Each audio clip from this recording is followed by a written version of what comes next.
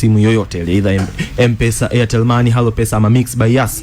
Alafu unaenda pale unaingia kwenye eneo lako la kulipa bill, unaweka namba ya malipo ambayo ni 545454. Nikishafanya hizi hatua zote na nikishaweka namba ya kibabe kabisa ambayo ni kumbukumbu namba ya 881, katika kitu ninachoenda kufanya pale ni kwamba naenda kuhakikisha nampa Real Betis, nampa na Atletico Madrid, Celta Vigo naweka lipatikane goli. Afu natia mpunga mrefu. Betis umempa? Nisimpe Betis nauma. Hiyo mechi inaisha 1-1. Washaanza. Ndio maana nilikuwa sitaki kutaja mkeka wangu hadharani. Tuachana na hapo. Wewe pia unaweza ukafanya hivyo, tengeneza mkeka wako, kwa sababu huko Betika kuna kitu kinaitwa cashback bonus. Iwapo katengeneza mkeka ambao utakuwa una odds 25 na kuendelea, basi timu moja ikichana na mkeka wako ukaendelea kusalia na odds zaidi ya 25, basi Betika wana uwezo wa kukurudishia mpaka mara 100 yale dau ambalo ulikuwa umeliweka. Huu ndio muda wa wewe kubashiri na Betika, na si muda mwingine, kwa sababu Betika wapo kwa ajili yako, na unaambiwa kama wewe ni bingwa basi ichague Betika, kwa sababu Betika ni chaguo la mabingwa. Na kwenda mapumziko mafupi na narejea sio muda. Na tukirejea hamu ndani tuna taarifa mbaya sana inayozihusu club zaidi ya 7 kutoka ligi kuu Tanzania. Zenyewe zimefungiwa na FIFA kufanya sajili. Ni club gani hizo na kwa nini zimefungiwa? Narudi sasa hivi.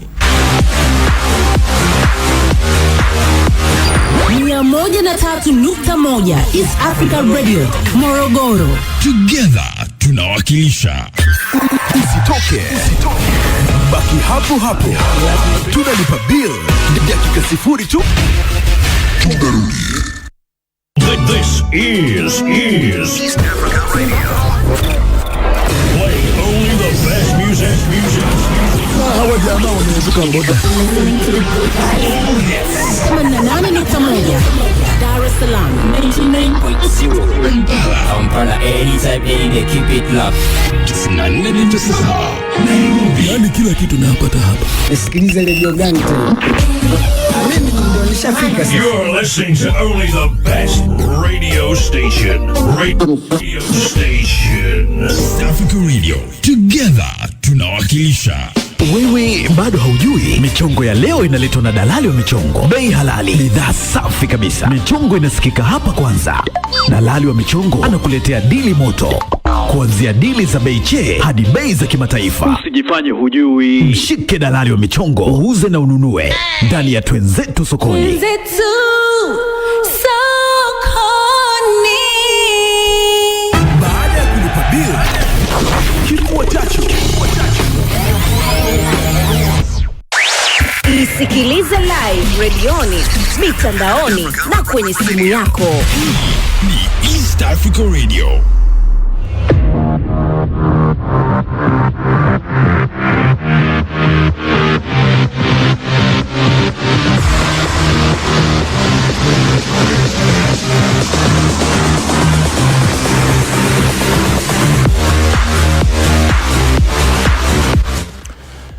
Dakika 3 zimepita tangu hitimu saa 2 kamili za usiku, na sisi kipenga tuko humu ndani mpaka pale ambapo itatimu saa 3 kamili za usiku. Bado tunayo mengi sana ya kuyachambua pamoja na wewe ambaye umechagua kutusikiliza kupitia masafa mbalimbali. 88.1 Dar es Salaam, 90.1 Bukoba, 96.8 Musoma, 97.7 Tanga, 98.6 Mtwara, 101.1 Mbeya, lakini pia 99.0 Kampala. Wewe ni mtu wa thamani sana, kwa sababu sisi tuko hapa kwa ajili yako. Hivyo wewe kutuchagua, basi tunasema asante kubwa sana. Na kwa kuthibitishia kwamba tunakupenda na kukujali, basi tunatamani pia kusikia mawazo yako kupitia 0683802966. Tuandikie jumbe yako hapa na utuambie wewe una maoni gani kuhusiana na kile ambacho tumekuwa tukikichambua humu ndani. Lakini kupitia account zetu za YouTube na Facebook tuko live kabisa. Unaweza ukaenda huko pia na ukatutazama kabisa bila shida yoyote, kwa sababu mitambo humu imenyoka vibaya mno. Ukifika huko weka comment yako hapa. Njoo muangalia Hamisa Abdulrahman, mrembo kabisa. Hamisa, hiyo umevaa nini kichwani? Hiyo inaitwaje? Hii uliovaa hapo kichwani inaitwa kiremba. Akina jina lingine maki wa dada huwa mnabadilisha sana. Akiitwa kiremba. Sasa kiremba ni vya wale magunia vitunguu yanavyoshona kule juu. Hicho kinaitwa? Inaitwa lemba, sio kiremba. Lemba. Kiremba sasa. Women. Mimi nimevaa gunia ya kitunguu kichwani. Women. Ongea ndio umependeza na lemba. Huwa kuna lemba, kuna kiremba, afu kuna viremba. Sasa hivyo viremba na hili lemba. Hivyo viremba na kiremba hivyo sasa. Takuwa kule kwa kina Wakanda huko. Sisi hatuna. Sisi hatuna. Unajua ukifika Iringa, wadada wa Iringa kwanza wanavaa vizuri, wanasuka, wanapendeza. Yani hawana shida. Wadada wa Iringa au wamenyoka kama rula. Wada. Tatizo. Bana, nyumba zako naendelea kuziona, tuandikie live pale YouTube. Huyu anaitwa Feitoto anasema Wakanda mpe hai Hamisa. Hamisa unasalimiwa huku na Feitoto moja. Huyu sio Faisal Saba, ni Feitoto moja. Baadaye nikumbushe kuna story moja nitakupa. Sawa, huyu ni Feitoto wa kuchaji na kusalimia. Huyu anaitwa Abdul Karim anasema ila wabongo Yanga kama jumba la dhahabu. Haya, sawa. Huyu anaitwa Today anasema kutoka Nyasa Lundo Tanzania na wapata live kabisa. Asante bwana Today. Huyu mwingine anasema Nelius ni kazi, anasema asanteni sana leo nimewapata YouTube. Asante sana Kipenga. Basi tunasema asante zaidi kwako kwa sababu wewe umechagua kututafuta huko YouTube. Wewe ni mtu bora kabisa, wewe ni moja kati ya watu imara kabisa. Huyu anasema anaitwa Yusuf Bigilinze. Sawa Wakanda na kukumbusha kuhusu uwanja wa Arusha, bado siku ngapi kufika mwezi wa 6 ili ukamilike? Mimi ni moja kati ya matomaso na utomaso wangu ni uliweka kwenye uwanja wa Arusha. Sema mwezi wa 6 utakamilika, mimi nipo. Mimi napenda tu mtu ani prove wrong. Yani sema bwana ulisema hatufanyi, tunafanya. Nilisema uwanja hautakamilika muda huo sababu mimi najua maisha ya soka la Tanzania. Haya, kiko wapi sasa? Wewe unaona mwezi wa 6 unakamilika. Na ni miongoni mwa project ambazo ni project serious sana kuweza kufanyika za kimichezo kuelekea kwenye michuano ya AFCON. Huyu anaitwa Po Chacha anasema tuko pamoja hadi mwisho wa kipindi na maua na maua wa kipindi. Mashallah Hamisa. Huyu anaitwa Po Chacha kutoka Maswi. Hamisa. Na Wakanda. Tambebe. Kama kuna mtu alichukua mkeka, shakula. Celta anaongoza dakika 6.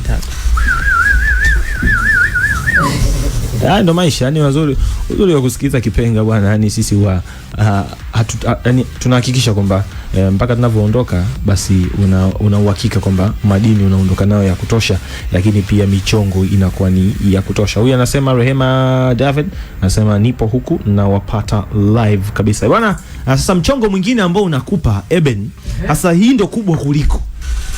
Hebu ulete. Yani kama nishawahi kuwapa michongo hii noma. Betika. Betika noma kaka. Acha. Betika wanajua kwamba sasa hivi sio kila mtu anajua timu zilizopo. Yani kuna mwamba sasa hivi yupo Ukerewe Mwanza. Hajui timu zinazocheza, haelewi ratiba, lakini anatamani kushinda, anatamani kupata kibunda kupitia Betika. Sasa unajua Betika wamekuja na nini? Ndugu yangu Isiaka. Niambie, Betika wana kitu kinaitwa Soka Loto. Soka Loto ndo nini?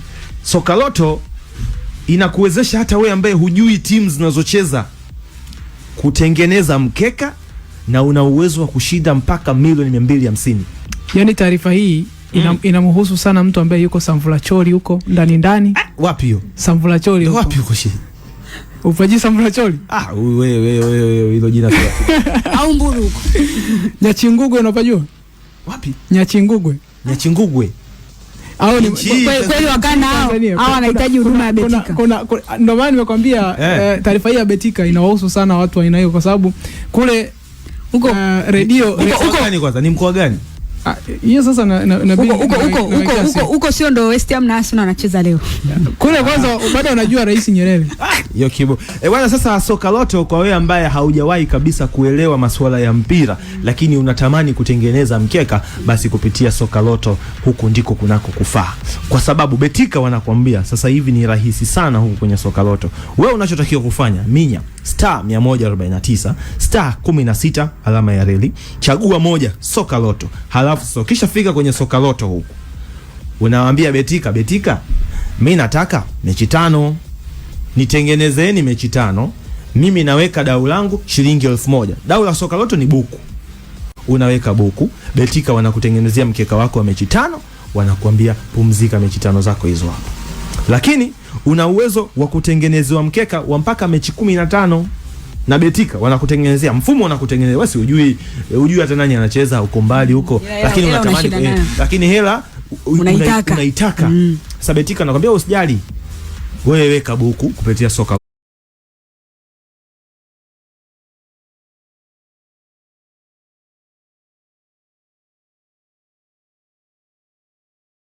Betika wanakutengenezea mkeka wa timu 15.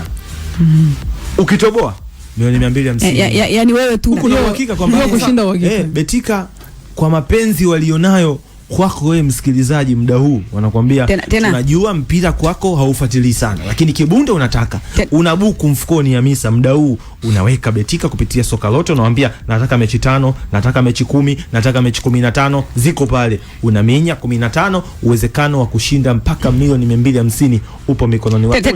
Tena mkeka wa Betika ni accurate sana kwa sababu wao wanafuatilia vitu vingi sana, data zote. Wewe unaweza kuwa unapita tu unaangalia edit unatia mkeka. Kwa hiyo unaweza kuona mkeka ambao wanakutengenezea Betika ukawa ndo mkeka ambao ni accurate na ukala pesa haraka. Maisha ya Betika mazuri sana bwana. Hii ni michongo ambayo tunaendelea kuwapa watu humu ndani ambao wamechagua kutusikiliza. Sisi tupo humu ndani mpaka pale itakapo timu saa 3 kamili za usiku. Niko ndani na timu nzima ya wakufunzi siku ya leo. Eben Ernest unapata kupitia mitandao yake ya kijamii kama Eben_Ernest, lakini pia nipo na bidada mrembo kabisa Maua ya Kipenga, Hamisa Abdulrahman, unampata kupitia mitandao yake ya kijamii kama Hamisa_24, lakini pia nipo na Isiaka Nyamihasi, unampata kupitia mitandao yake ya Instagram na mitandao mingine yote kama Nyamihasi Isiaka. Lakini kiongozi ya mwenyekiti wa jahazi hili siku ya leo ni mimi Samuel Rashid. Hayo ni majina yangu kwenye vitambulisho vyangu vyote, ikiwemo NIDA na kadi yangu ya kupiga kura. Lakini unaponitafuta mitandaoni nitafuta kupitia Wakanda_Republic, hilo ni jina la kutafutia chakula hapa jijini Dar es Salaam.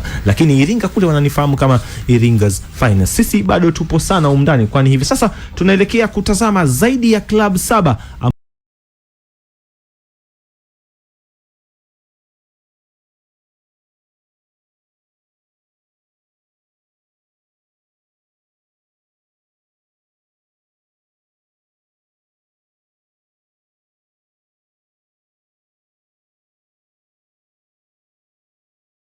Ndambuzi. Yeye kupitia kipindi chetu cha saa 6 mpaka saa 7 cha Kipenga madeni yapo, na madeni hayo waliarithi kutoka Singida Fountain Gate. Kwa hiyo wanaendelea kulipa kitu ambacho ndio hii sasa hivi sasa walinunua madeni. Sasa hivi yale madeni ndio yanawanyanyasa. Sasa wakati mnanunua teams mlikabidhiwa kila kitu. Na alitumia neno lifuatalo kwamba tulipenda boga, ikabidi tupende na ua. Hawana jinsi ya kukwepa, lazima. Kwa hiyo hawezi kukwepa na madeni hayo yanalipa. Huyu alikuwa ni Isa Liponda Mbuzi ambaye alithibitisha taarifa hiyo. Lakini zile ambazo zimefika kwangu zinasema kwamba zipo nyingine club 6 ambazo zinadaiwa ukiachana na Fountain Gate. Na klabu hizi ambazo hazijawekwa hadharani bado. Zisiwekwe hadharani. Mimi nazo. Wewe unazo? Mimi tena. Tupe. Mimi tena. Zinasemekana zimefungiwa kwa vipindi tofauti. Wapo waliofungiwa kwa madirisha 3, wapo waliofungiwa 2, wapo waliofungiwa mpaka pale ambapo watalipana na wanao wadai. Hizi ndio sumbufu sasa. Unajua ni bora adhabu uambiwe bwana wewe unafungiwa mechi 3, lakini uambiwe wewe utafungiwa mpaka tutakapoamua. Hizo kesi zao za kujirudia. Lazima. Sasa mimi naanza na ambao wao kidogo wameambiwa bwana wewe madirisha 2 wewe pumzika. Wa madirisha 2 wako wachache, hawako wengi. Sasa waliofungiwa madirisha 2 ni kama wamefungiwa madirisha 3 kwa kuboresha taarifa, ni madirisha 3: Pamba Jiji, TRA United, Dodoma Jiji, Ken Gold na Bigman FC. Championship hiyo. Timu 2 kutoka championship na timu 3 kutoka ligi kuu. Hawa wameambiwa bwana sikilizeni, nyie madirisha 3 inawatosha. Embu tunawafungia kusajili. Halafu sasa nakuja kwa wale ambao FIFA imewaambia we nyie haiwezekani. Nyie mpaka mlipe. Kama ina maana kwamba kama wakilipa leo wakamaliza, wakilipa leo ina shida. Adhabu inafunga. FIFA wana na baya. FIFA hata ukilipa mkikaa miaka 5 mjamaliza basi hiyo itaendelea. Yaani adhabu yenu ni endelevu. Unajua Wakanda, tupe kwanza sauti ya Isa Liponda Mbuzi. Ngoja Hamisa, tuachane na Isa.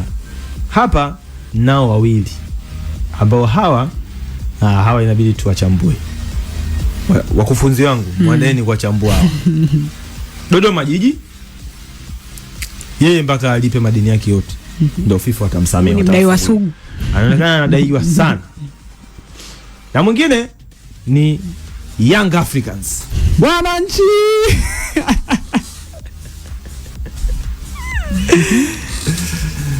Wanadaiwa mpaka FIFA imewambia nyie tuwapi muda. Nyie kaeni kwanza selo hapo. Kaeni kwanza. Nyie hapana bwana. Kwa hizo ndo klabu mbili ambazo wadaiwa sugu. Imesema kwamba nyie hatuwapi muda. Nyie tumewachoka. Yani nyie too much. Too much is harmful. Kapo. Naanza na Isiaka Nyamiasi. Haya masuala ya madeni yawezekana yasiwe masuala mabaya sana, sababu taasisi kudaiwa ni kitu cha kawaida. Inatafsiri nini kuona klabu inashindwa kuachana na watumishi wake vizuri? Unajua hakuna kitu kigumu sana. Wanasema kama kuvunja ndoa. Okay. Huwa ni ngumu sana kuvunja ndoa. Kwa sababu ya makubaliano ambayo mlikuwa mmeingia mwanzo wakati mnaenda kufunga hiyo ndoa. Kwa hiyo mara nyingi hizi vilabu vinapokuwa vinafanya sajili, mtu unakuwa umemuona, umempenda na unaona kabisa anaendana na project yako ambayo unaifanya. Kwa hiyo inapofika hatua ukaona kabisa huyu mtu hayupo kwenye mipango yangu, kile ambacho nakifanya tayari nilichokuwa nakifikiria kwake amefeli, inabidi niachane naye. Yani inakulazimu kwa sababu mara nyingi vilabu vyetu ni big result now. Ndio. Wanahitaji matokeo ya papo kwa hapo. Kwa hiyo inapotokea mtu amefeli na tayari uliingiza pesa nyingi sana katika usajili wake,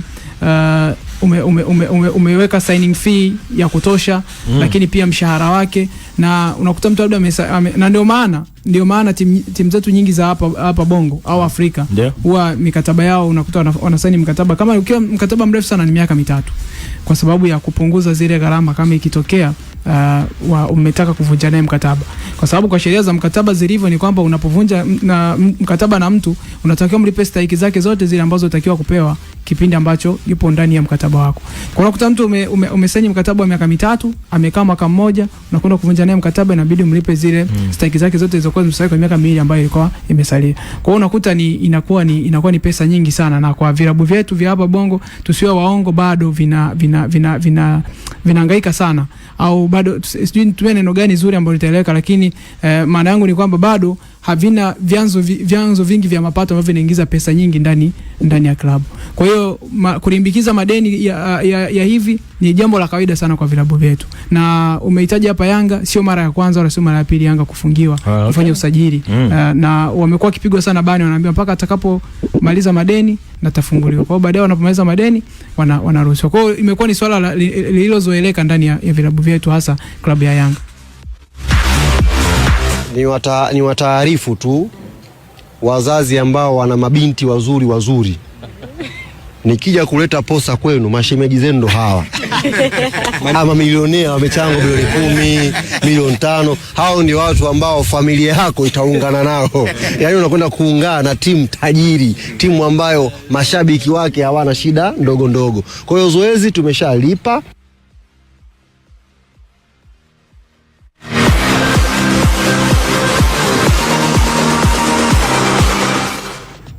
Kwa haya yanayoendelea, kama nilikuwa na mpango wa kuozesha mtu yote kutoka Yanga, nimegairi.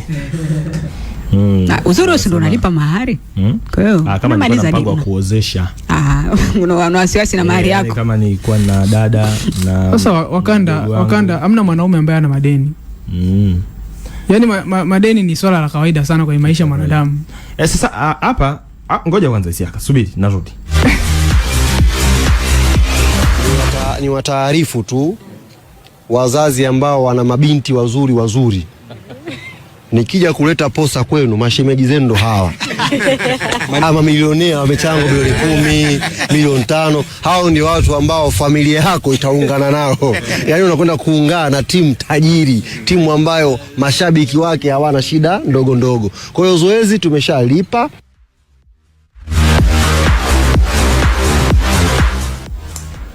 Matajiri hawana shida ndogo, basi hata hili la FIFA walimalize.